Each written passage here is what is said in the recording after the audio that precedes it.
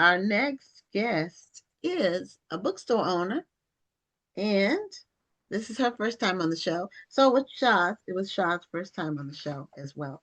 And I think all the second half of the show are uh, the guests are repeat guests that have been on before, but it's been a while.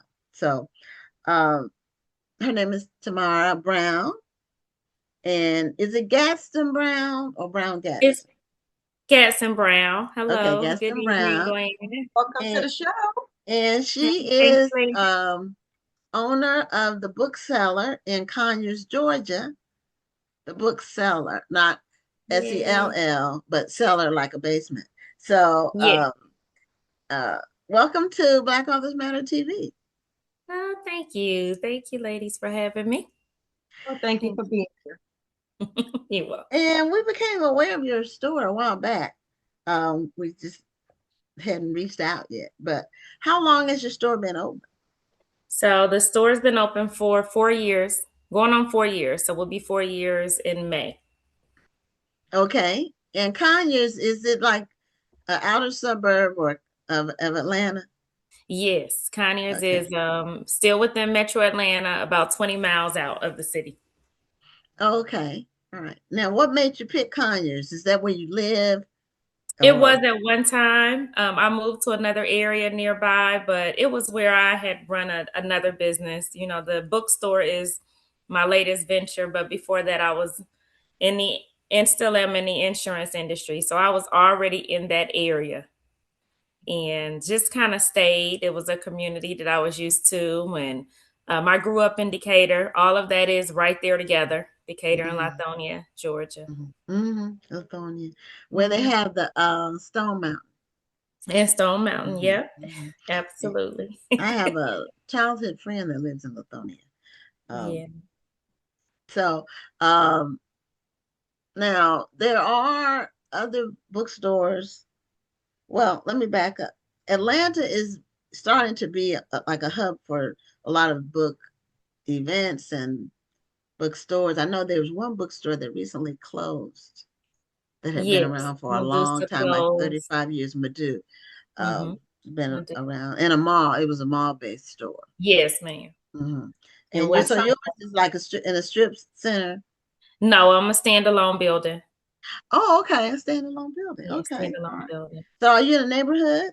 Like, I am. I'm in like the downtown Conyers area. So it's the old downtown area. They have two separate areas. But yeah, absolutely. It is in an old house. It was built up 200 years old. It was a beautiful location. By the oh, grace of God, I was able to get there, and getting there helped me foresee my dream of opening a bookstore. And the reason for naming is Cellar, which, I know it can be confused because I sell books and it's a bookseller, but it is unique because the bottom of the house that I've turned into a bookstore used to be a cellar. So it goes back to, around our time, our ancestors were there. So there was a bottom level. So just to pay homage to everything else and the history that's there, I named it after what I saw as a cellar for the third level. oh, okay. Well, I So want to say, and the bookstore is beautiful. Thank yeah, you. yeah. The I saw a picture of it. Well, Thank you. I think I've been on your Facebook page and Instagram pages. Uh, so how were you already in the book industry? What made you say, okay, the business I want to be in is a bookstore? I was not, but I was always an avid reader. I will say that it is not my first business. So I wasn't new to running a business for a long time. Okay. I have a training school and an insurance agency that had been going on 20 years. It was during COVID that I had some time to sit down and really think about my passion, what God has for me, and what my next direction would be. And just through some issues that I was having at one of my locations with the landlord, it forced me to get out there and start looking for new spaces for everything else. And then I came upon a building that I saw, and I immediately, based on the look of it, thought, okay, my next venture will be a bookstore. So, in spite of the research, because the research will show you that We see people steering away from physical books. There are so many other things that are popping up, digital, ebooks, etc., that the trend for the past 20 years has been that people will not be buying a physical book. So I decided I'm not going to let that trend stop me from where I see my vision to be going, and try to create a different space for community, a different space for writers, because I'm there to promote authors. I'm there to promote the writers. And without the stores being in place and without people who can keep the doors open, we won't have that product on our shelves, particularly Black authors. So we needed to get it out there. So it just became my passion. So of running the business, but reading was always in my blood. So, as I'm looking at your site, one of the ways that you promote authors is through your book clubs that you have at the store. So, how does that work? So the book clubs are, we have different genres. So we pick my store first is very diverse. So because of that, we pick different genres, and then we host book clubs, and we try to bring in new authors, and we try to bring in some existing authors, some fun titles, but they all have to buy the book and they all read that book together. And most of them are introduced to new authors. So in addition to introducing them that way, I host a annual festival. And that's important to me because a lot of times inside of a bookstore, we are selling books that are published by the large publishers. It is an easier way for us to deal with ordering, the pricing, etc. But then you have everybody else who's in their writing phase, wherever they could be, independently published, self-published, etc., that do not always get the opportunities to be on the shelves of even independent bookstores like myself. So the book festival I put on every year just for them. And I try to set up some time as well in the bookstore just for them. So at the book festival, I only allow those who are self-published or independently published and give them a chance to market it. And so that is, I was the first to put on a festival in my city. Decatur, if you've heard of it, Decatur, they have a huge festival. Yes, I've heard about it. So ours is, we have different targets because they're going more towards the larger authors.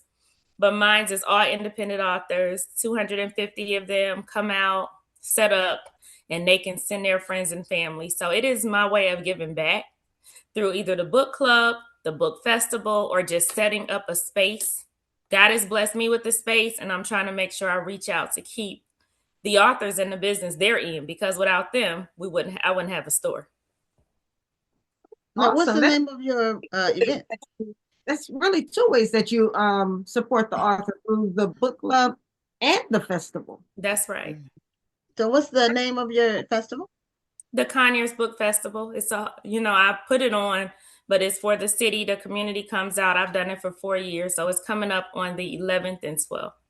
I would love for y'all to come if you're in town. It's in April.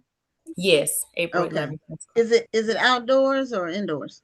It is it's at a park, so it is partially outdoors and indoors. So there's some of it that's indoors and some of it that's out.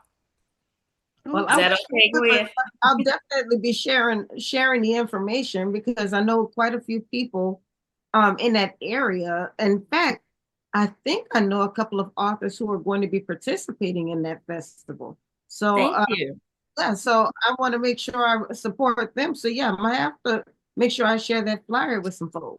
Thank you. Please do. And if we get the word out for them, they keep writing and keep telling their story, then we can get kids into doing more. And I know y'all are doing the work. So thank you for everything that you are doing to help steer us into this direction. Absolutely. Now you open your store and you start your event. Sounds like it's around the same time. It is. Yeah. Just so happened I actually you wait until spring anyway for a festival, usually outside, but I also wanted to be, courteous of other festivals that are held, especially by other Black big bookstore owners or other Black festivals that are in town, so that we can make sure we get the support if it's locally, so that they don't feel like we're competing with each other. So we go around each other with our festival schedule. Oh, okay. Okay. That's a great great way to like work with each other and Yeah, that you're working with each other, like you said, and not against each other. I love that. Yeah. right, So you're not cannibalizing this. right. Collaboration. Yeah.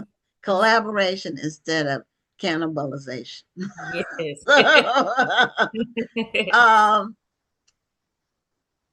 how do you, is your event is a mixture of different types of authors in terms of genre, ethnicity? How do you, what kind of mixture is it? How do you It is organize? definitely different ethnicities, different genres. So the Okay. festival space is at a huge venue this year. So they're broken up by categories and then mixed in with some merchants, book merchants. And then there are some larger names, Victoria Christopher Murray, Danielle Allen, that will bring in to draw attention so that those, you know, the other authors can get more traction. So we have some larger names as well, but they are divided by genres and typically have done well. And that's what I want to see. So I've been pushing this time of year to get them support. Because even if they can sell a few, sometimes just selling 5 books puts a smile on their face. Like that is 5 people that they didn't know who will read about them or hear their story. Mm-hmm. And not to keep talking, but it puts a lot of pressure No. on me because that's the call I get all day. Can I put my book in the store? What do I need to do? Okay. And you wanna support everybody. But these festivals give me the chance to put on the workshops, to say, here's a mess, get all the information you need from, different sources. So it's my way of giving back. I love how Okay. you Now, said talking like this isn't your time to no, promote. this is your time. This is your time.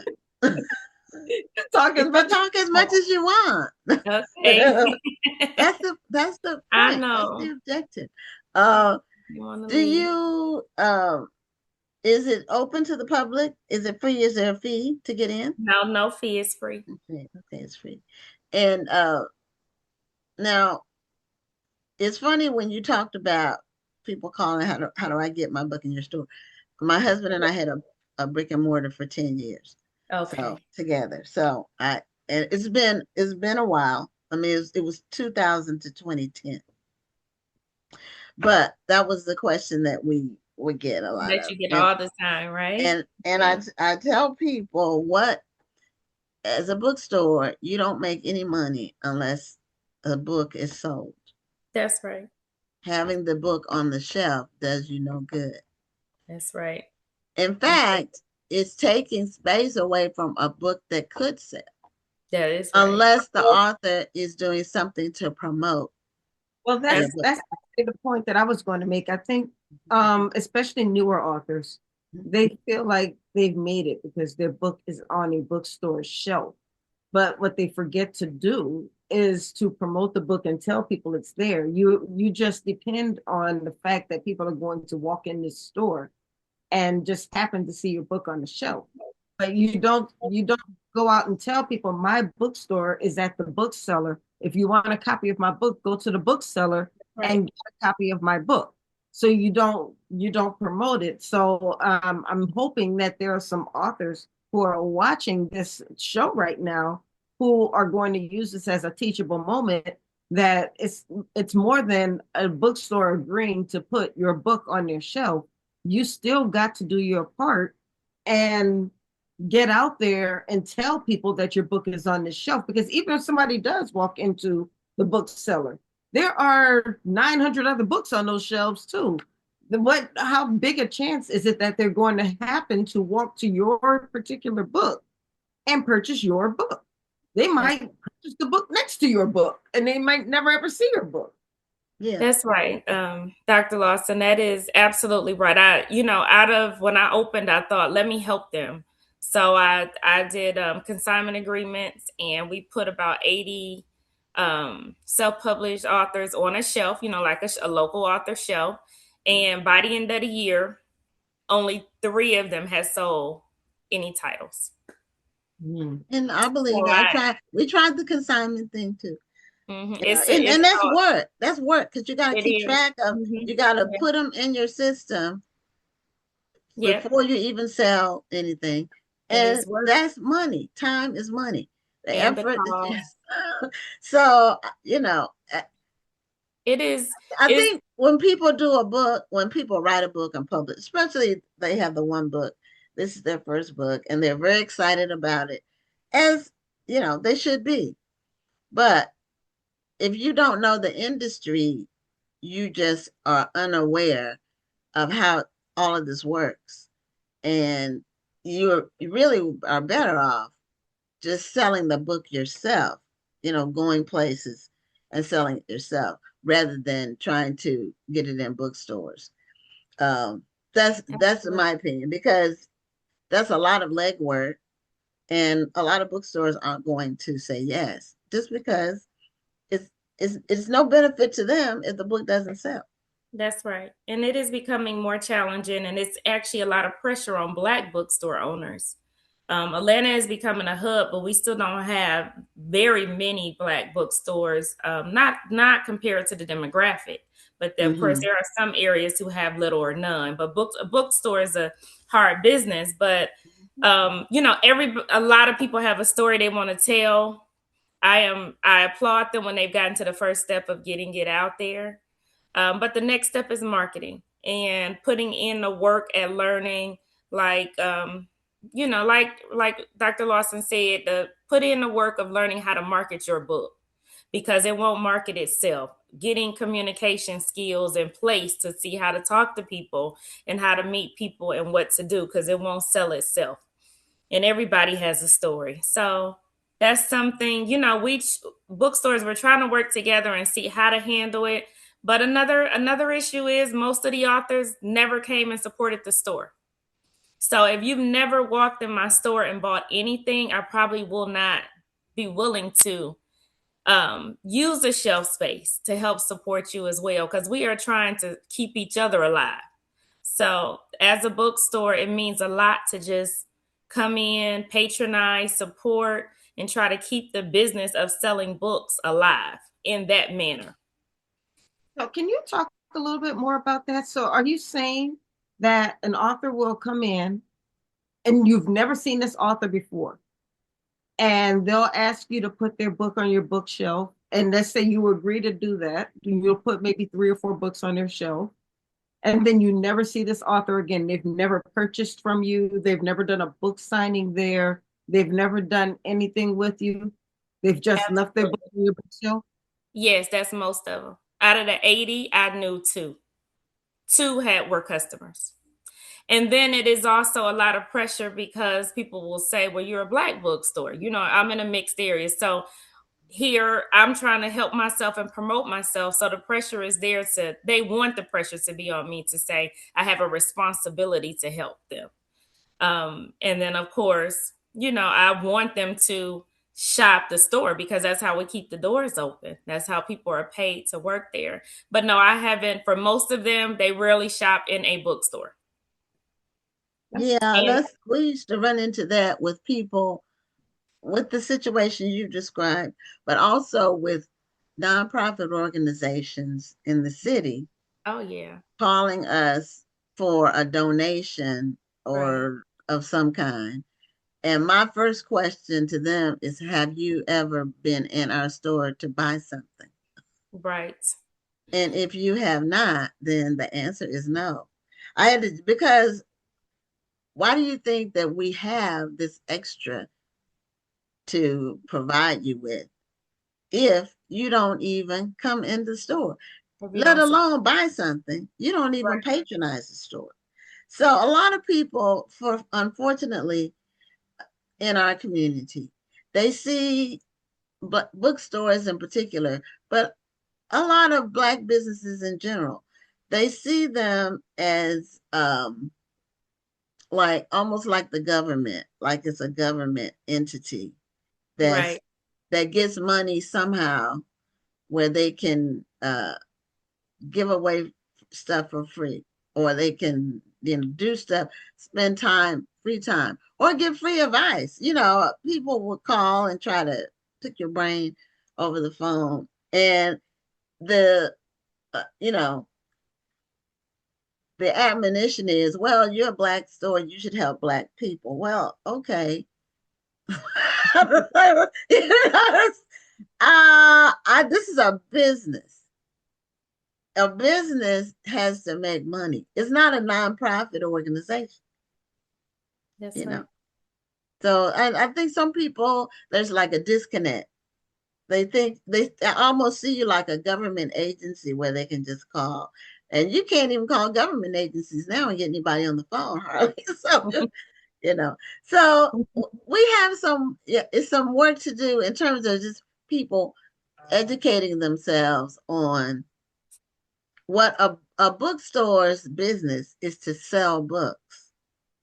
That's right. That's what they're there for, to sell books.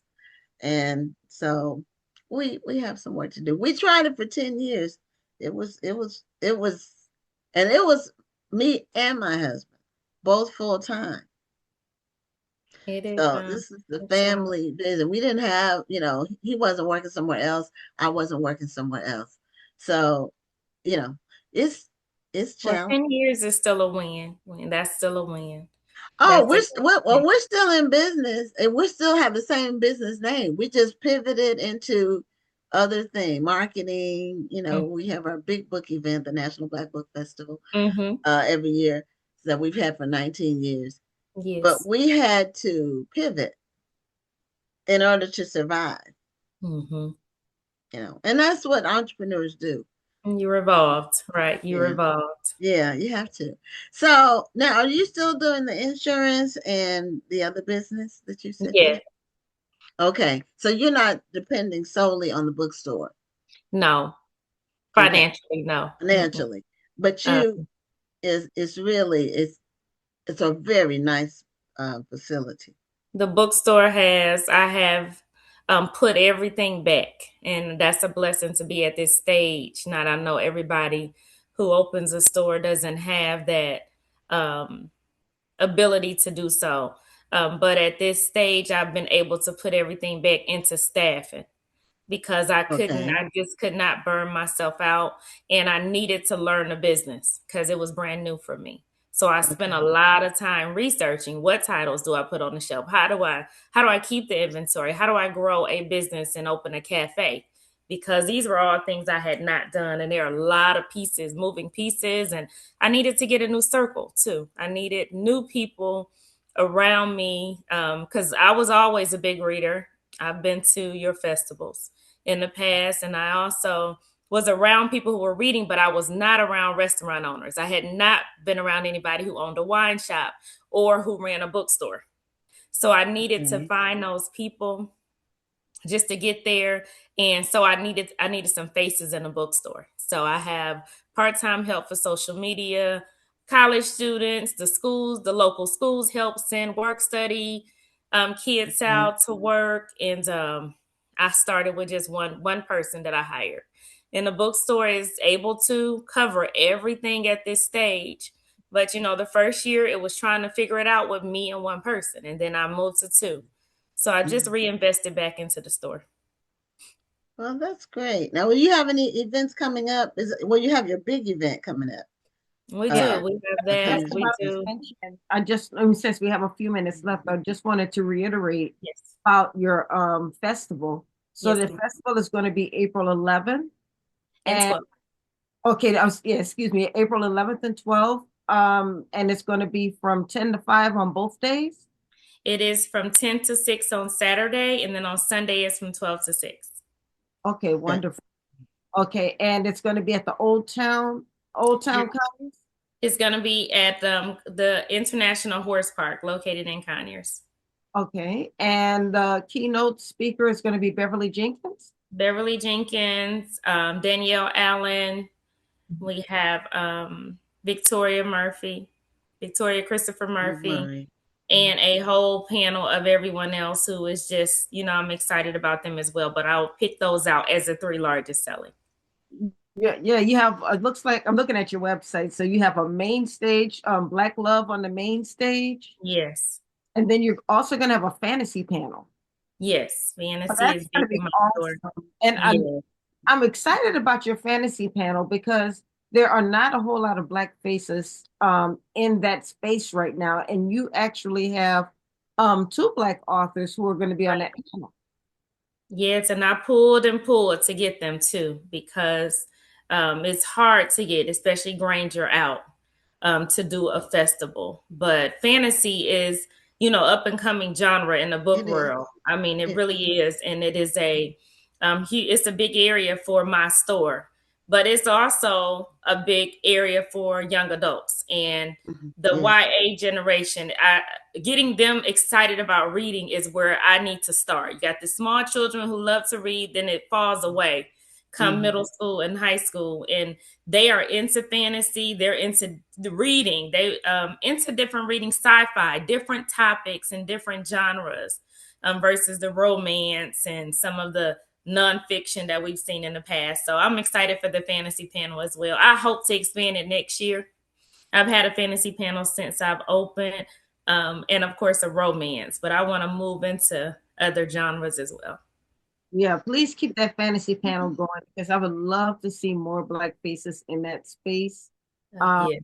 One of my good friends is a fantasy fiction author, and sometimes it's a struggle because many of her readers are not, even though her characters are African American, sometimes it's a struggle getting the readers, Right.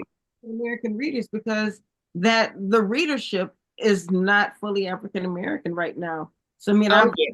Oh yeah. I've watched her at book signings where she will have non-Black readers coming to her table, purchasing the books. And That's so right. she would love to be able to see the readers match the characters in her book. That's right. And the good thing is that even the African American fantasy authors, they're getting huge support from other communities because I think fantasy wise, we make up about 5 to 10% of their sales. So Yeah. 90% are outside of our community. We have growing number of authors and they get support across the board. So that is why it is important. It's important for us to have our festivals celebrating Black authors, but it's also important to have festivals that will allow everyone else to come because a large part of their support comes from outside the community.